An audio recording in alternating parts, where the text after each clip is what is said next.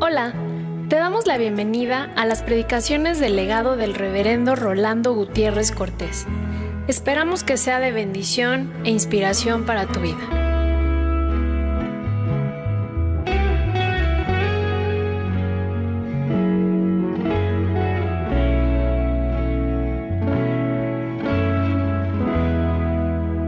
Creo en Dios Padre Todopoderoso, Creador del cielo y de la tierra, y en Jesucristo su único Hijo, Señor nuestro, que fue concebido del Espíritu Santo. Nació de la Virgen María, padeció bajo el poder de Poncio Pilato, fue crucificado, muerto y sepultado. Al tercer día resucitó de entre los muertos. Subió al cielo y está sentado a la diestra del Dios Padre Todopoderoso. Y desde allí vendrá al fin del mundo a juzgar a los vivos y a los muertos. Creo en el Espíritu Santo, la Santa Iglesia Universal, la comunión de los santos, el perdón de los pecados, la resurrección del cuerpo y la vida perdurable. Amén. Voy a suplicar que abramos la carta del apóstol Pablo a los Colosenses en el capítulo 1, en el verso 15, concluyendo en el 23.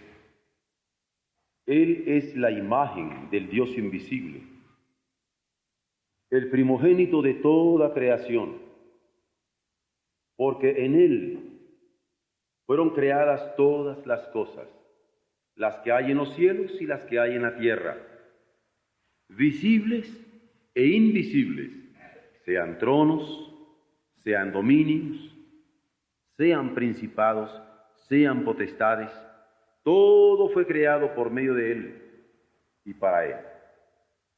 Y Él es antes de todas las cosas, y todas las cosas en Él subsisten. Y Él es la cabeza del cuerpo que es la iglesia. Él que es el principio, el primogénito de entre los muertos, para que en todo tenga la preeminencia. Por cuanto agradó al Padre que en Él habitase toda plenitud, y por medio de Él reconciliar consigo todas las cosas, así las que están en la tierra como las que están en los cielos, haciendo la paz mediante la sangre de su cruz. Y a vosotros también, que erais en otro tiempo extraños y enemigos en vuestra mente, haciendo malas obras, ahora os ha reconciliado en su cuerpo de carne, por medio de la muerte, para presentaros santos y sin mancha, e irreprensible delante de Él, si en verdad permanecéis fundados y firmes en la fe, y sin moveros de la esperanza del Evangelio que habéis oído, el cual se predica en toda la creación que está debajo del cielo, del cual yo, Pablo, fui hecho ministro. Amén. Creo en Jesucristo, Señor nuestro, que fue concebido del Espíritu Santo, nació de la Virgen María, padeció bajo el poder de Poncio Pilato, fue crucificado, muerto y sepultado. Al tercer día resucitó de entre los muertos, subió al cielo. La creación del mundo tiene su origen en Dios Padre Todopoderoso. Así lo decimos a través del credo. Creo en Dios Padre Todopoderoso. Pero en tanto que cristianos decimos, creo en Dios Padre Todopoderoso, Creador del cielo y de la tierra, pero afirmamos la creación por Jesucristo, porque por Él fueron creadas todas las cosas, las que hay en los cielos y las que hay en la tierra, visibles e invisibles, sean tronos, sean dominios, sean principados, sean potestades.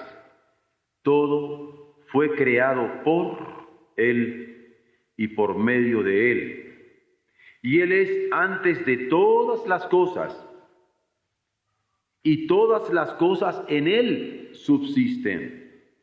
Y Él es la cabeza del cuerpo, que es la iglesia.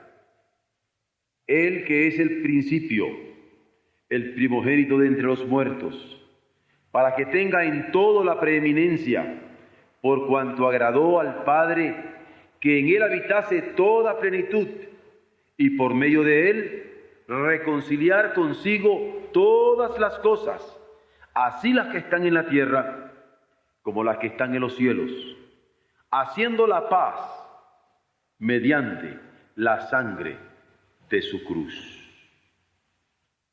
Cuando afirmamos la creación de los cielos y de la tierra, y afirmamos que creemos en Dios Padre como creador de ambas, es porque sabemos que por su palabra creó, y esa palabra se hizo carne, y habitó entre nosotros, y vimos su gloria como del unigénito del Padre, lleno de gracia y de verdad. De tal manera que al afirmar que Dios ha creado a través de su palabra, que ahora se ha hecho carne en Jesucristo, estamos afirmando una fe cristiana y en la resurrección de Jesucristo. Estamos confesando que el hombre es exaltado y además de exaltado, destinado a una vida que le tiene como principio de gloria, porque en virtud de su resurrección, nuestra vida ahora tiene un principio de gloria. Esta resurrección de Jesucristo es un hecho que acredita a los que nos movemos como creyentes, esto es, a los que creemos en el que levantó de los muertos a Jesús, Señor nuestro, el cual fue entregado por nuestras transgresiones y resucitado para nuestra justificación, se constituye en hecho que acredita nuestra esperanza de gloria, y que el apóstol arguye como un elemento fundamental al decir que si Cristo no resucitó, vana es entonces nuestra predicación y vana es también nuestra fe. Por eso cuando afirmamos creer en un Dios Padre Todopoderoso, a través de la palabra creador, que se hizo carne en Jesús de Nazaret, estamos dando el antecedente de quien habiendo muerto, cuando se hizo carne y habitó entre nosotros, fue levantado de entre los muertos para ser constituido el fundamento de nuestra fe y de nuestra esperanza. Pero en cuanto a la ascensión de Jesucristo, está el alcance de una implicación lógica fundamental para entender a Jesús como el único mediador entre Dios y los hombres. Pero no solamente es una implicación lógica, que en breve vamos a ver, sino es una implicación cosmológica y más aún una implicación teológica, que explicaré en breve. Porque quiero citar dos ejemplos de apóstoles que para todos nosotros son más que conocidos, Pablo y Pedro, y quienes hacen una referencia concreta a este asunto de la ascensión y enseñan pastoralmente a la iglesia sobre el alcance del credo, donde se afirma la historia de Jesús por cada verbo considerado hasta ahora. Hemos dicho que fue concebido. Hemos confesado que nació. Hemos ahondado en que padeció. Hemos proclamado que fue crucificado. Hemos constatado que fue muerto. Más aún, que fue sepultado, que resucitó y ahora que subió al cielo. Hasta acá, todos estos elementos verbales están en pasado, ¿no es cierto? Concebido, nació, padeció, fue crucificado, sepultado, resucitó y subió al cielo. En estos momentos estamos entrando a partir de el próximo domingo, con la ayuda de Dios, en una parte de presente. Porque diremos, está sentado a la diestra de Dios Padre. Pero hasta hoy estaremos viendo, subió al cielo. Porque el que descendió es el mismo que también subió a los cielos. Expresión del apóstol Pablo. Porque cuando Pablo está hablando de los dones de la gracia en virtud de las funciones de los miembros de la iglesia, porque la gracia de Dios ha dado dones a los suyos en virtud de las funciones de miembros de su iglesia, implica Efesios 4, 9 y 10, y eso de que subió, ¿qué es? Sino que también había descendido primero a las partes más bajas de la tierra. El que descendió es el mismo que también subió a los cielos para llenarlo todo. Y aquí dice Barclay, como sucede con frecuencia, la mente de Pablo emprende otro rumbo a raíz de una palabra. Ahora ha usado la palabra subió, y eso le hace pensar en Jesús, y expresa algo admirable. Jesús descendió a este mundo cuando entró en él como hombre, y subió del mundo cuando lo dejó para regresar a la gloria. El gran pensamiento de Pablo es que el Cristo que descendió y el Cristo que subió son la misma y única persona. ¿Qué significa este hecho? El Cristo de la gloria es el mismo Jesús que dejó sus huellas en la tierra. Todavía ama a todos los hombres, busca al pecador, sana al que sufre, conforta al acongojado, es el amigo de los hombres y mujeres proscritos.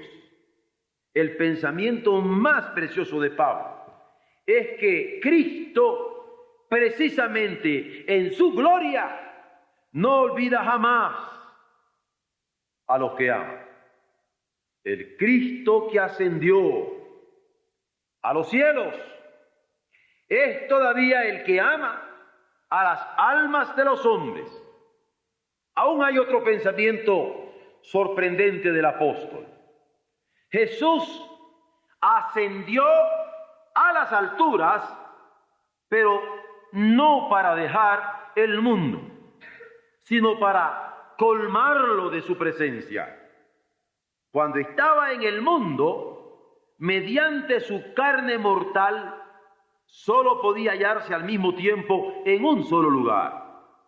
Estaba sometido a todas las limitaciones del cuerpo, pero cuando depuso este cuerpo para volver a la gloria, quedó libre de sus limitaciones y pudo hacerse presente en cualquier lugar del mundo mediante su espíritu. Para Pablo, la ascensión de Jesús no significaba el abandono del mundo por Cristo, sino un mundo colmado de Cristo. Por eso afirma, el que descendió es el mismo que también subió a los cielos, mas no para dejarnos huérfanos, sino para asegurar su presencia en medio nuestro y a través de su gracia dar dones que pudieran funcionar en los miembros de los cuerpos de su iglesia para edificación. Confesar que subió es confesarnos parte de esa historia en la que a lo largo de los siglos Dios ha ofrecido sus dones a los hombres a través de las promesas para toda la humanidad. Confesar que subió es confesarnos parte de esa historia en la que a lo largo de los siglos Dios ha ofrecido su ley escrita. Confesar que subió es confesarse parte de esa historia en la que a lo largo de los siglos Dios ha ofrecido la palabra de convocación de sus profecías.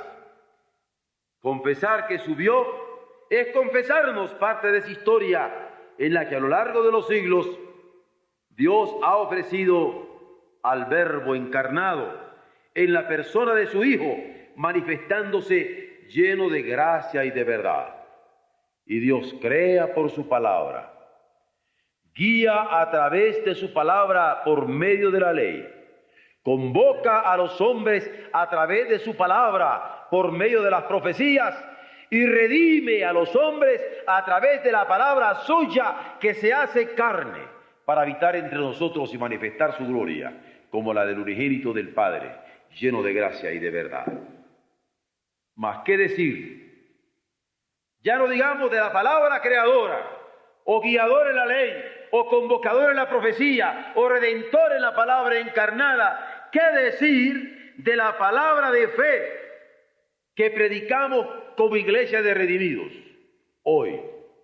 Porque Dios sigue hablando para seguir creando nuevas posibilidades en los hombres. Sigue hablando para seguir guiando a través de su ley repetida y vivida por nosotros. Sigue hablando a través de su palabra profética, convocando al mundo para volcarse a Él. Sigue hablando a través de la palabra encarnada de Jesús nuestro Señor, que se ha dado en redención y propiciación por nuestros pecados. Sigue hablando a través de la palabra de fe, hoy por hoy, que sirve de simiente incorruptible para darnos nueva vida.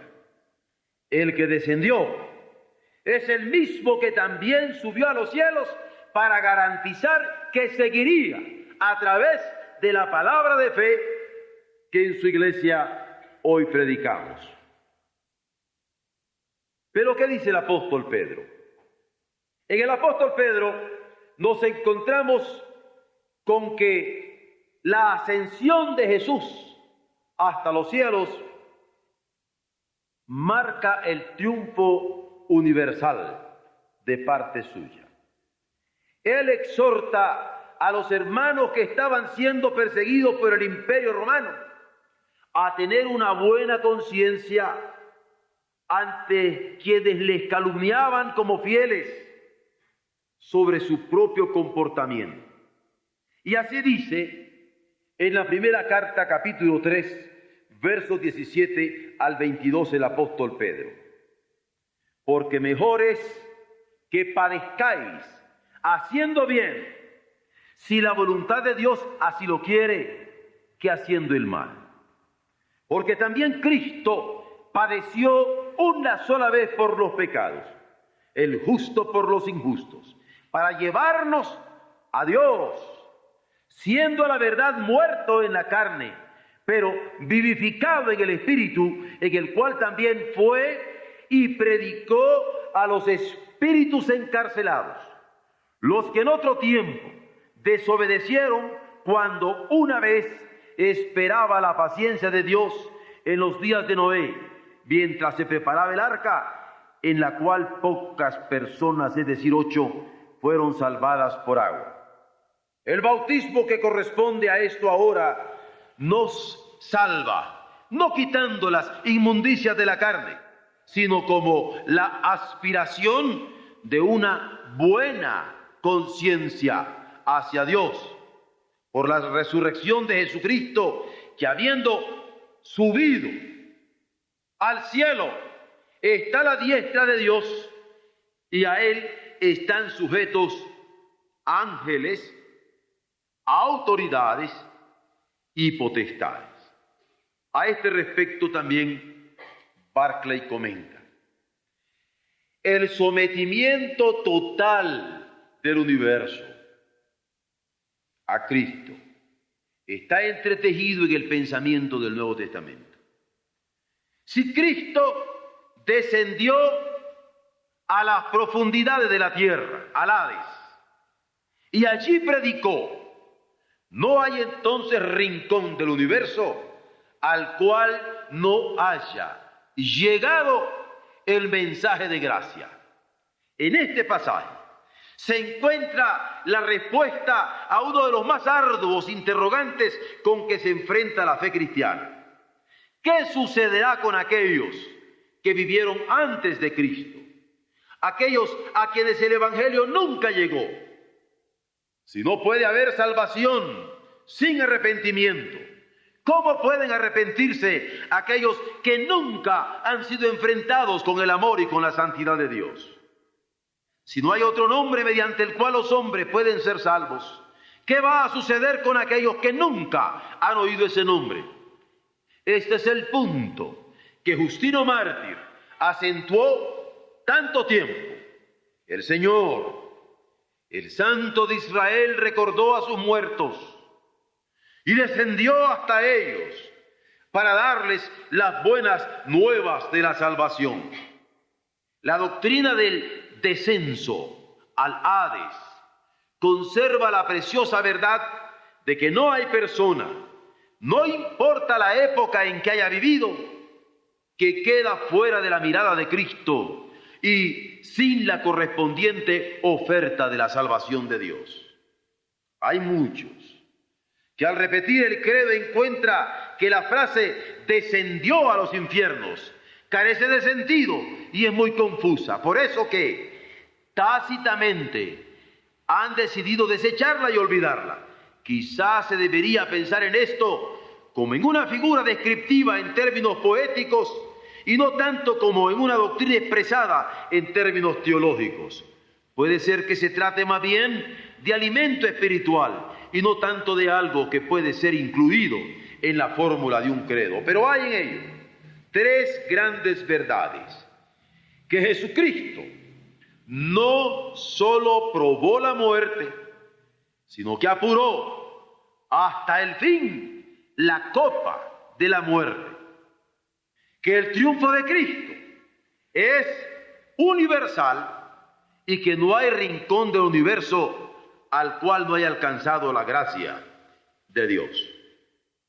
Cuando hablamos del triunfo de Cristo como universal, pienso en una imagen muy sencilla que nosotros podemos tener en nuestra mente para explicarle a las personas que en un momento dado quieren entender qué ha sido de aquellos que anteriormente a Jesús no le conocieron en carne. Y más aún hay algunos que dicen, ¿y qué será de los que vendrán después de nosotros? Y me parece que cuando nosotros estamos centrados en la cruz de Cristo, en el Cristo crucificado, en el sacrificio del Calvario, podemos entender a través de Hebreos 11, cuando dice, por fe aquellos que fueron antes de Jesús esperaron en la promesa que habría de venir, que Él se cumple. Y ven hacia Jesús. Lo que hemos conocido a Cristo en la hora de su crucifixión, lo tenemos como un hecho presente. Pero quienes después de su muerte han estado contemplándole, también tienen la posibilidad, porque Cristo es el centro, para el pasado, para el presente que vivió y para el futuro que está consagrado a Él. Él es el Salvador universal. Pero en esto de que subió a los cielos, se asienta en gran medida el que nosotros no solamente digamos que es el único y suficiente Salvador, sino que afirmemos que es el único mediador entre Dios y los hombres. Porque Él es quien ascendió y está sentado a la diestra de Dios para interceder por nosotros. Pero he aquí la garantía de la Santísima Trinidad en la vida de oración de la Iglesia, en virtud de la intercesión eterna del Hijo, quien subió al ser exaltado para estar sentado a la diestra de Dios Padre. Es lo que se describe en el primer capítulo del libro de los Hechos de los Apóstoles, como la ascensión de Jesucristo. A la vez, sirve para enseñar a la Iglesia al darle instrucciones sobre la oración, porque hay un Dios, asevera Pablo, y un solo mediador entre Dios y los hombres, Jesucristo hombre, el cual se dio a sí mismo en rescate por todos, de lo cual se dio testimonio a su debido tiempo. Primera carta a Timoteo, capítulo 2, versos 5 al 6. Justifica el por qué se ha subrayado a través de los siglos, alentando fortaleza en la vida de oración de las congregaciones que se han reunido creyendo la palabra de Jesús cuando dijo: porque donde están 2 o 3 congregados en mi nombre, allí estoy yo en medio de ellos. ¡Qué gran herencia! Oramos al Padre, que está atento a escuchar la oración de sus hijos. Pero si eso fuera poco, contamos con el Hijo, que está intercediendo ante el trono del Padre por cada una de nuestras oraciones. Pero como si eso fuera poco, el Padre que nos oye y el Hijo que intercede nos han asegurado. ¿Cómo hemos de pedir como conviene? No lo sabemos, pero el Espíritu pide por nosotros con gemidos indecibles, de tal manera que perfecciona nuestras oraciones. Y porque Cristo subió y ascendió a los cielos y está ante la presencia del Padre, y su presencia eterna está garantizada por el Espíritu Santo en medio nuestro, afirmamos que en Él tenemos al único mediador entre Dios y los hombres, como Pablo apóstol le dijo a su discípulo Timoteo. El pueblo de Dios que se confiesa redimido por la sangre de Jesucristo que limpia de todo pecado. Ese pueblo de Dios redimido por sangre se mueve en la seguridad que el Padre inclina su oído a su súplica. Ese pueblo de redimidos por la sangre se mueve en la seguridad del Hijo que intercede eternamente por nosotros al estar sentado a la diestra de su gloria. Y ese pueblo redimido por la sangre se mueve en la seguridad del Espíritu Santo que intercede por cada uno con gemidos indecibles.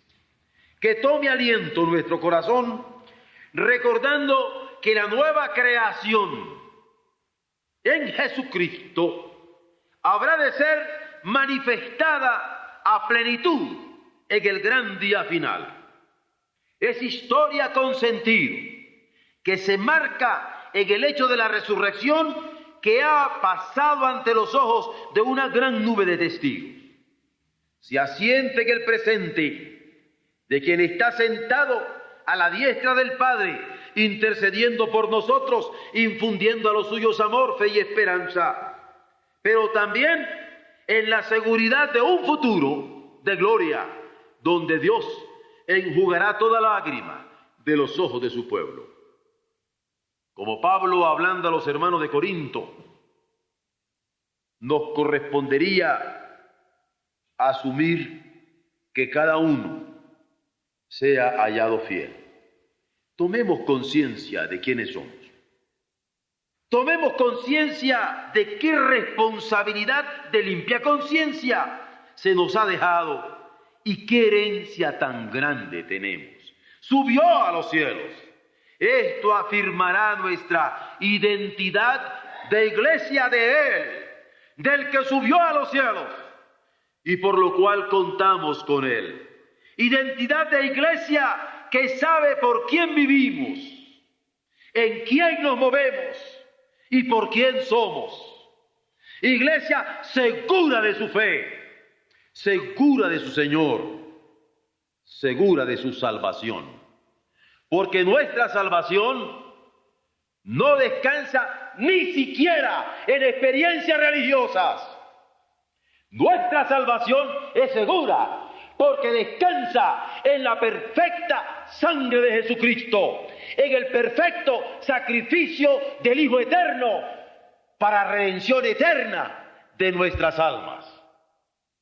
Tomemos conciencia para que tengamos esa identidad de redimidos, en quien están confiadas nuestras vidas y por quien suspiran nuestras almas. Anunciemos lo que creemos al refrescar a la luz de la revelación bíblica los grandes alcances universales del sacrificio único, suficiente, irrepetible y eterno de Jesucristo nuestro Señor, quien se ha hecho carne, no solo habitando entre nosotros, sino también habitando en nosotros para manifestar su gloria. Que habite Cristo por la fe en cada corazón nuestro, para que este designio eterno de la gracia del Padre se cumpla plenamente en nuestros ministerios. Porque Cristo es en nosotros la esperanza de gloria, como cartas abiertas para ser leídas por todos los hombres, llevando siempre a cara descubierta y por todas partes este mensaje de redención eterna que Él nos ha encomendado. Amén.